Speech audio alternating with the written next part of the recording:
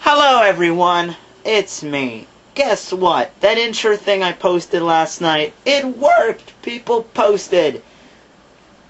Okay, when I say people, I just mean one person, but still, it's pretty okay. He was at least courteous enough to post on every single one of my videos, so it looked like there was more than there actually was.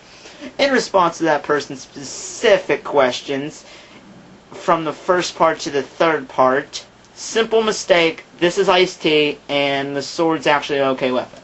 Now, oh, and the last one, ha ha ha, that was very funny. Okay, so anyway, after a week, we finally get to doing 3.5, or 4, I don't know how you want to put that. I labeled it as 3.5, but I don't really care. Okay, this is going to take place halfway between Cemetery Hill and we go up the hill and then we go in the mausoleum. So there's really not much left of Cemetery Hill. I'm just putting it in here because I like to be thorough. Alright, so we do... And, I think I already explained about that witch's coven underneath it, so I don't have to go back there again. So I'm just going to go up the hill and... Wait, did I? Oh, well, there's a witch's coven underneath the thing. I'm sorry if I forgot about it. I can't remember, okay? So just deal with it.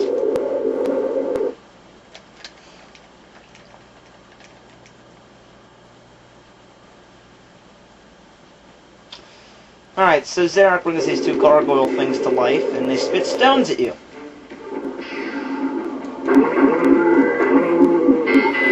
Yeah. More zombies.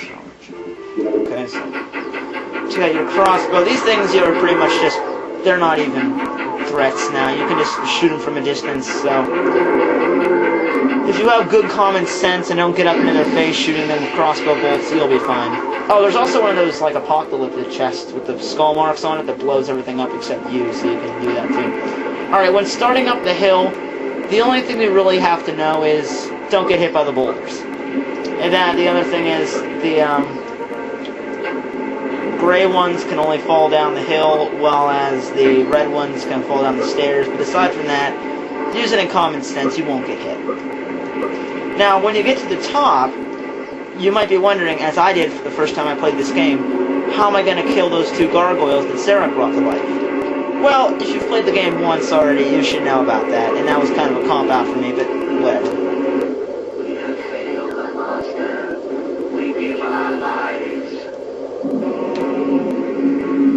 Boom! That's it. They commit suicide because they couldn't figure out how to throw rocks fast enough. Whatever. Alright, well, I'm gonna go into this.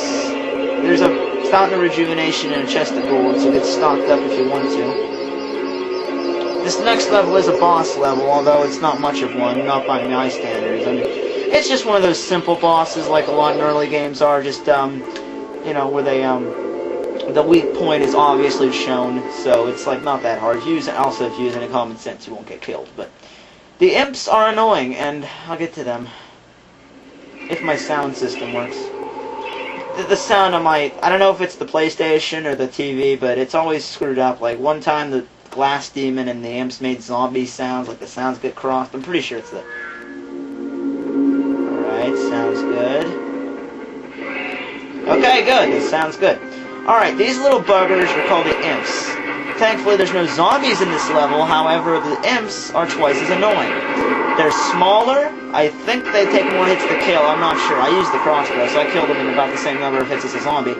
But they also make this a very annoying squeaking, squawking pig sound every time you hit them. They're endless. No matter how many you kill, there's always more. And probably the most annoying thing at all, they steal your weapons! Yeah! And you know what? I originally thought that wasn't a big deal. So what? They take your weapon. Big deal. Just go chase them back and kill them. Yeah, it's not, really. It is. Because if you let them get away, like if you jump off screen or something, and you don't chase after them, they take your weapon, you're not getting it back. You can get it back from like a merchant goblin for like $2,000, but that's a lot of money to get in this game without a cheat code, so I just decided just to kill them all with a crossbow or projectile. Alright, so smash open this one coffin that has light through it, and I jump down in the basement or whatever. Oh look, stained glass. I wonder if that's used for anything in the future.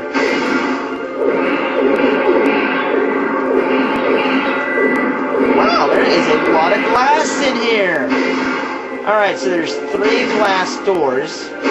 Take the one on the right first, and that'll take you to... Ooh, glass spikes. Also, how do you get the glass spikes in the ground? I mean, I know there's these reviews, I talk a lot about just random stuff, but, you know, that's kind of about talking. I try to put some, like, creativity into it. Hate it, love it, don't really care, I just like to talk to myself. Alright, so... that one has a chaos room that you have to go into. Moon room, I mean. So go back and you take the one on the right. It's infinite. This glass is annoying. It is. Because you can't just run and smash at the same time. You gotta stop at each spike and smash it. Alright, so that one needs an earth room, so you go in the last door you can possibly go into, and this one... again. Okay, so this one has just a regular door with a bunch of imps in it. And in traditional Raiders of the Lost Ark style, when you get the earth room, the floor collapses! Kills the imps pretty good. Yes, fall down. Oh, hey, real quick. I noticed that a lot of my comments are based on like nitpicks and stuff. Like one time, I think I made fun of the sword, so they said the sword's not a big weapon for the beginning of the game, whatever. I never saw Raiders, so if that's not what happened in the movie, whatever. Just don't make a big deal out of it. Alright? I know there's a rock, I don't know. I'm not a big fan of Indiana Jones. I just quoted it because that's the only thing that came to mind. Alright, so you take the earth room you found in that collapsing room, put it in here, the center aisle, and you're in a room with more imps. That bag of gold, but more imps. Alright, this room is kind of weird because it's longer than most rooms, because it can confuse you. Well, anyway, there's a chaos room slot at the end that'll lead down to the basement, and it's very dark down there. We'll get that out later. Okay, so go up the stairs, and we're in up. This is where you will get your club stolen, or most weapons stolen, because there's a door. I mean, the imps are right next to the stairwell, so the second you walk up, you're going to get your stuff stolen. Just a club, I mean, it doesn't matter. Alright, so there's a fountain of rejuvenation. Combined with all the imp strikes and the glass by now, you probably need it, so heal up. Alright, so then you're walking in this big room with a Medusa on the floor. Take the moon rune, and oh look, a giant glass man. It's probably just for decoration. Alright, so this is a room that has the Phantom of the Opera's skeleton or something, I don't know. Well, anyway, he's very sad. If you read the manual, you'll find out he's very sad because he has to play the same song for eternity. So, good luck with that. Take the chaos rune that's in the room, and there's a patch of wall shaded differently. I'm not going to do it this time, just because it doesn't really foreshadow anything. You find out what it's used for in like 5 minutes. Alright, so take the moon rune, go back to the last aisle in that room, and you can jump over the glass spikes, but I wouldn't advise it because, well, you can jump over them the first time, but by the time you have to run back with the room collapsing, it's just going to be more trouble for you and you might die. So, I had my yes.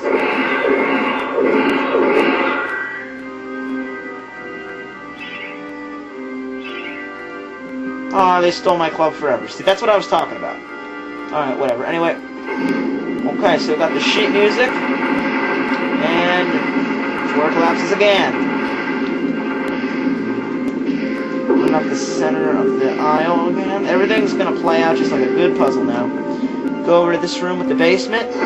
Put the chaos rune in the hand. Go down to the basement. One thing you're going to do: make sure you have club power and smash all the spikes because it's very dark down here. And actually, it's not that dark after you get to see it because after a while you're just gonna notice that.